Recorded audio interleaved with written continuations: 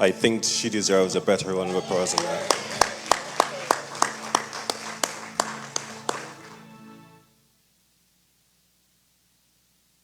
All things considered, good morning, church. I'm a man of time, and looking at the time, we don't have enough time. So I'll be shrewd with the time that I have. A person with a disability, a person with an impairment, a person who society sees as someone who may not be able to help themselves, is a person like you and I. Some persons may look at other individuals because they may not have the ability to see, may not have the ability to hear, they may not have the ability to walk. Does that make them different from you and I? Okay. Just close your eyes with me just for 1 minute. Everybody, just close your eyes. 1 minute. And I'd just like for you to think that you are now going to bed. Said your prayers, said your good nights, and you close your eyes. And for some reason, you're believing that you're sleeping for too long. And you try to open your eyes, but you're still seeing darkness, right? You can hear your daughter or your husband or your wife, your children walking about, but you're just still seeing darkness. And you call your husband or you call your wife and you call your children and they say, "Isn't it morning yet?" And they say, "Yes." So why are you asking? Because I can't see any light. Millions of people every day go through that. Open your eyes. Try and imagine that every day for the rest of your lives. And also try to imagine that there are so many people who are treated and mistreated badly because of their inability to see. As I say, it won't be long today. And what I want us to walk away with today is everyone who has an impairment has an ability. And that ability may be better than our ability. I'm using the word "our" to describe what people may see as normal. But what is normal? How do we categorize normalcy because an individual looks normal? Now, everybody in Jennings know me as Miss Tonge's grandson, right? And also everybody know me because of my bow legs. They are my specialty. I used to play football. And they are an attraction to some people. Before I go on, I'd like to say welcome to my family, my mom, my aunt, my cousins, my sister, and my wife.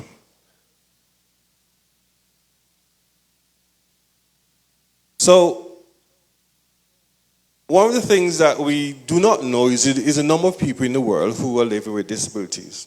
By stats, that's about 15% of the global population. So we have roughly 100,000 people in Antigua, plus. And as the representative from Good Human said this morning, there were 16,000 people living in Antigua with disabilities. That's not a little bit of people. That's Jennings plus.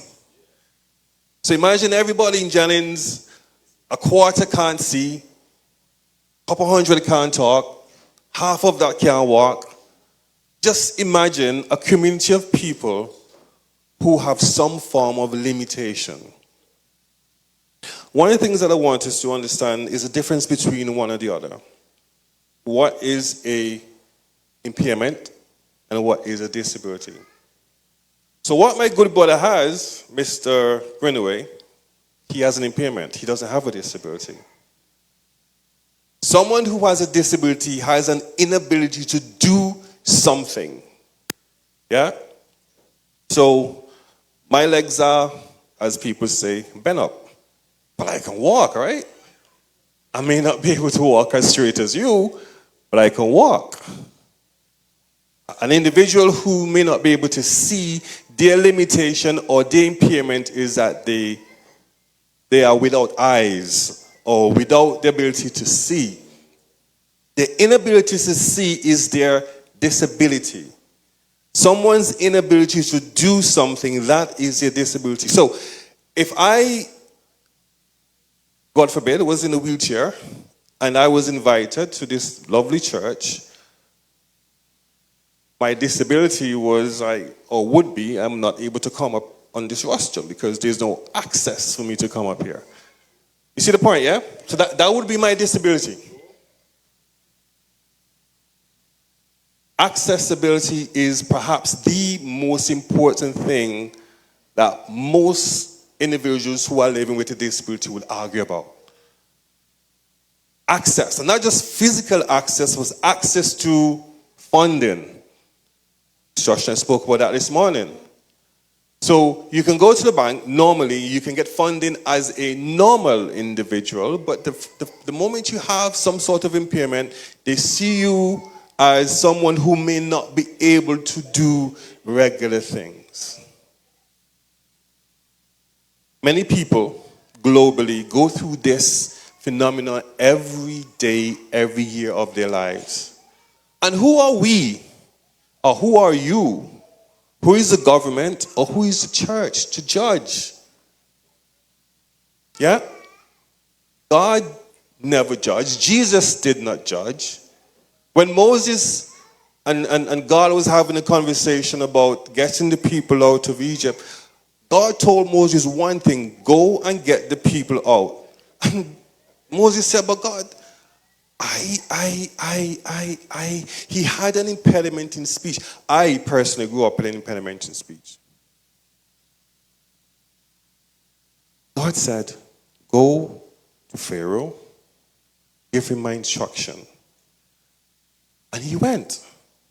And with his limited ability to speak, the Egyptians surrendered and they came out. The Israelites came out. Off of an individual who had a limitation. There are many people in the Bible who God said, or God gave instructions to, who had limitations. There are many people in the Bible who God actually healed. Remember the man who was blind? And God said, or what he did was he spat on the ground. Imagine you're blind right now. And you believe that this man, Brother Joseph, can perhaps heal you. And he's telling you, I'm going to spit on the ground, I'm going to make some muddy, and I'm going to put it in your eye. That was the power of God back then, but would you allow somebody to do it to you now? No, that's faith, right? You have faith. And that is what the man who was blind had, even though he knew that was Jesus. I remember the story when God was in the house and he was breaking bread with his brethren, and the man on the roof, and he was lowered down in the house because he wanted to be healed. And he was healed. He was crippled. He healed those who could not see, who could not walk. The fact is, if we as individuals in our modern day society don't see persons with disabilities as the way we see, I'm going to stop using the word normal, but people who appear to be normal, we are discriminating. And what is discrimination? Yeah? We do that every day. In the public, at work, in society, in these four walls as Christians. We do discriminate. Yeah? Someone may not dress as nicely. Someone may not have as many letters behind their names. They may not be able to call English words as eloquent as other people, but they are humans. And we should never look at them differently. Yes? We should see people the way we want God to see us. Whether or not we have one leg, one eye, the inability to speak, God sees us as all human beings. And the ability that you and I have is no different from the ability that an individual who is living with an impairment has. We must remember that God created all of us in his own image. Whether or not we came out with bow legs, whether or not we came out very dark, very clear, deformed, God uses everyone for his purpose. And we're not just here today because we're celebrating the launch of the physical disabilities chapter of our movement in the Adventist Church. We're here today to identify and recognize that everyone seated here today have a special ability. And we should not discount that. But when we look at different forms of disabilities, I saw that my good brother mentioned quite a few of them today. There are those that are neurological. Yeah? A person may be disabled or impaired because of some neurological problem. It may affect their spine. Some individuals may develop what is called a spine injury that is either traumatic or non-traumatic. Now, God, Jesus, works in many, many ways on different people. So, a long story very short. For about a year, I developed a traumatic spine injury. So many of us might have heard the terminology pinched nerve, right? And many of us will have experienced some sort of pinched nerve, especially if you're over 40. Yeah? So you wake up one morning and you just feel it a nick in your back, and you leave it alone, and then a couple of days after you feel another nick again, and then a week after you realize that you can't move out of your bed. Then you go to the doctor, and the doctor say, okay, you have a pinched nerve, you go to therapy, get that sorted out. No, that wasn't the case for me. So we have the vertebrae, and we have some little things between the vertebrae. Yeah? These are spongy sort of things that sit between each of them. When they push on your spinal cord, then is when you get that pinch nerve, perhaps from a heavy lifting or a sudden fall or something like that. You get that pinch nerve over time. In my case, my disc, as they call, it's called disc degenerative disease. As you get older, 1 in every 5 people who get a spine injury will get that at some point. It is called the weakening of the disc. And when it weakens, it no longer can support your body weight. So it pushes out and it compresses on the nerve. When it compresses, imagine feeling pain like white fire. What we normally see is red fire, right? We see the regular fire, but imagine feeling white fire. And that presses on your nerves for days and months, in my case, over a year. Luckily, I was saved by surgery. The point I'm trying to make is this. Many people in the world will not be so lucky. Yeah? Many people in the world will never be that lucky. They will live their lives in a wheelchair.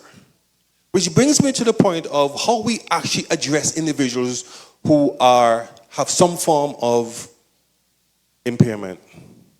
People or individuals living in a wheelchair or who uses a wheelchair are called wheelchair users. We start to kind of want to use the first person of that. A wheelchair user, a person with cerebral palsy, a person with something. We must respect the way we address individuals with impairment. I have an impairment because my right sciatic nerve is still damaged. I can't sleep on my right side for too long. It gets numb and extremely painful. But there are many people in the world who are living with more serious impairments. And the fact is, if we do not make reservations or what we call reasonable accommodation in our lives for persons with disabilities, we are no better than anyone else. But we have what we call a leg up as Christians. We should be caring. I'm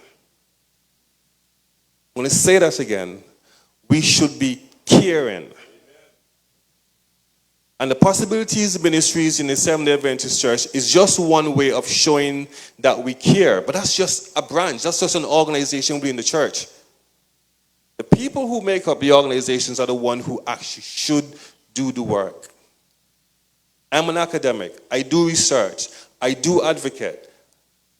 As Josh said this morning, there's so many advocates in Antigua, but it's like things are hardly happening. You know why things are hardly happening? The subject of disability is not a sexy topic.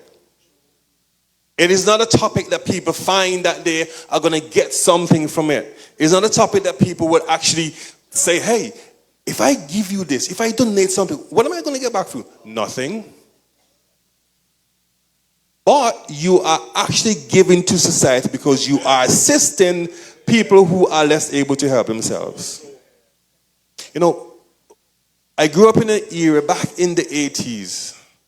Given my age, yes, I'm a bit old. And there was a thing they called a darker society.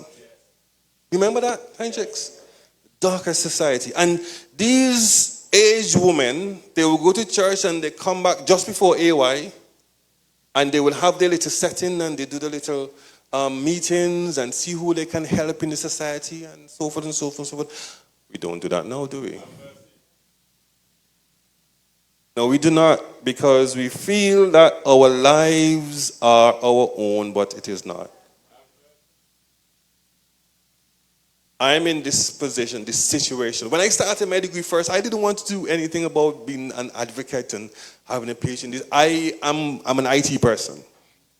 So I wanted to build applications for persons with disabilities. One, because my grandmother, she had an impairment. She was unable to speak and she couldn't hear.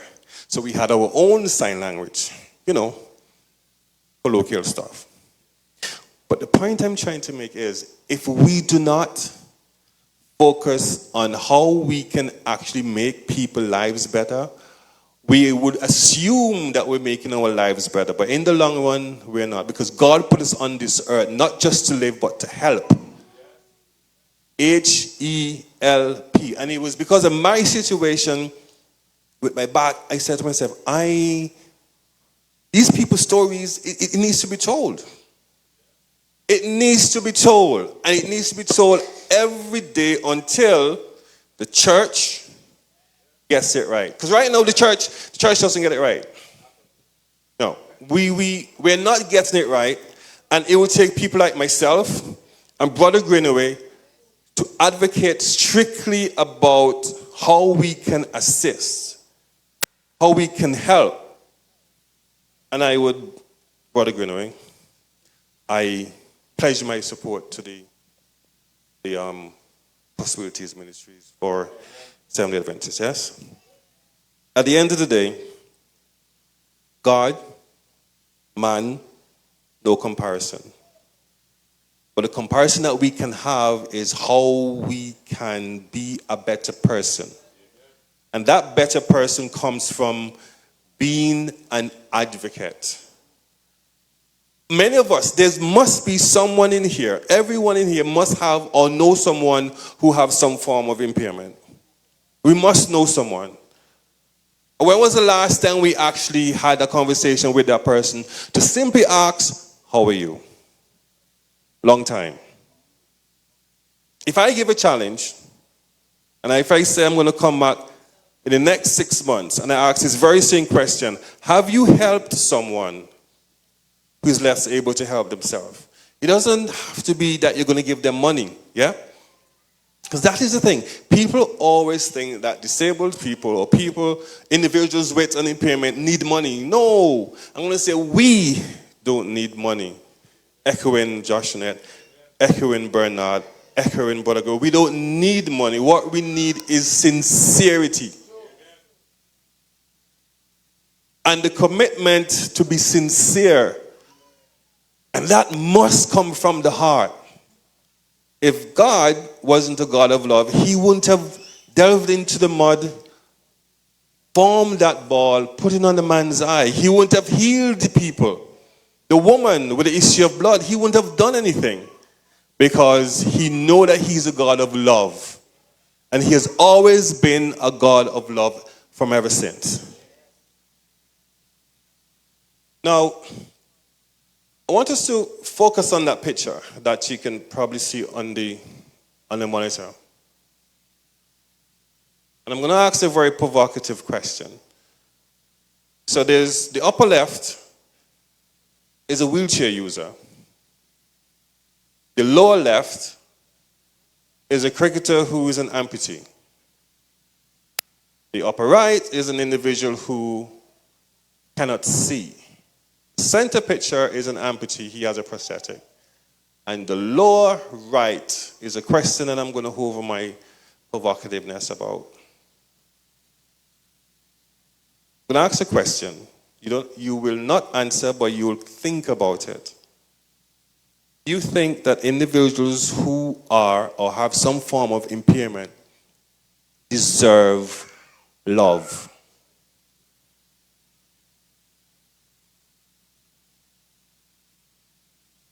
I'm going to ask again. Do you think that individuals with an impairment, no matter the type of impairment, deserve love? Yes, they do. Why? Because all men are created in the image of God. And if we are created in God's image, no man should be able to tell you that you don't deserve everything that every other human is getting. Yes? Family, friends, these are the things that are deserving for individuals with disabilities. So we looked at what an impairment is, we looked at what a disability is. We spoke about one or two individuals in the Bible, Moses, and the others who have had disabilities. Do we know that Samson had a disability? Do we know that? No, we didn't know that, right? Apart from his hair being cut off and he lost his strength, he had an impairment before. I want us to focus and look at that in his spare time. Moses' impairment.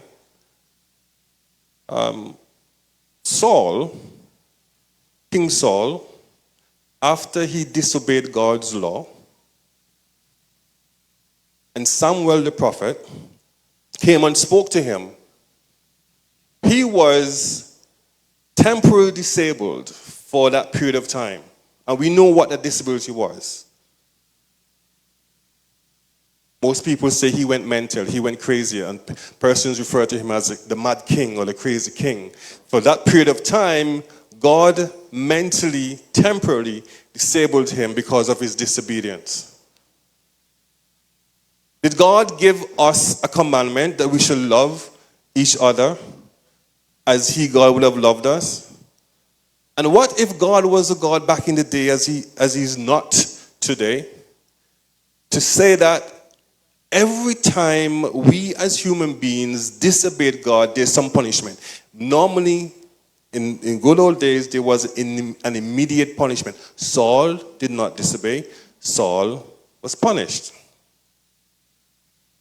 If we as Christians now continue to disobey God's perhaps number one law as loving our fellow men as ourselves, what if he started to punish us as Christians as he did back then? And temporarily disable us in some way? That's something for us to think about. I'll be coming down very soon. The two final things that I want to actually talk about is the area that I specialize in, which is called the social model of disability. And then we have the medical model of disability. The social model is what Mr. Greenaway and Josh really spoke about this morning. And they're barriers. Barriers to physical access, barriers to education, barriers to health care, barriers to society in general. But the biggest barrier in the social model are you and I. We are our biggest barriers. And that is our attitude towards individuals who are impaired. We must change that as a society, as a church, as a government. If we do not change that, we would have failed mankind. We must help in whatever way. We must assist. We must show compassion over and over again. And then we have the medical model. The medical model simply looks at the person is the problem, but the person is never the problem. The medical model shows that if you have an issue with some part of your body, let's just take care of it, chop it off, and move on. But what happens when you amputate a person? They still have to live, right? They still have to walk with that one leg or operate with that one hand, one eye, low vision perhaps. So society must make provisions. It is called reasonable accommodation. And we must make that reasonable accommodation over and over for individuals.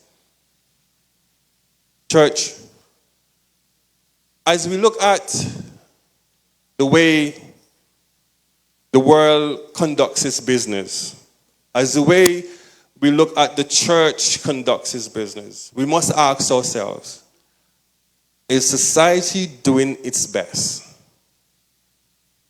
to allow individuals who are impaired to maximize their full potential, to maximize their full abilities?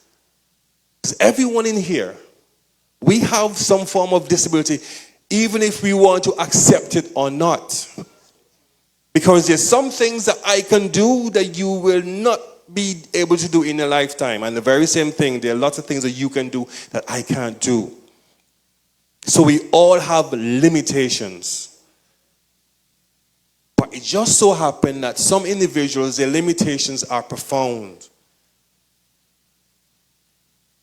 If we think about life that way, in my open example, you may sometime or someday be so impaired that you will need help. And we should not wait until it's too late to show compassion. We show compassion to our friends and families, but not necessarily to our neighbors. We must know someone down the road who is unable to walk because of perhaps age or diabetes, an amputation or something. We can and we must. If we do not do that, God looks upon us as being failed, because we will not have kept that promise as loving our neighbors as ourselves. As I wrap up today, church, I want us to focus and make a pledge within our heart, within ourselves as individuals, not as a congregation, because the congregation are made up of members. I'm speaking to every individual person today, including myself. It's going to be in the form of a question. Do you and would you, can you make a pledge that you will identify at least one person, identify at least one individual that you know who has an impairment and needs some sort of assistance? Remember, I say it's not all about the money.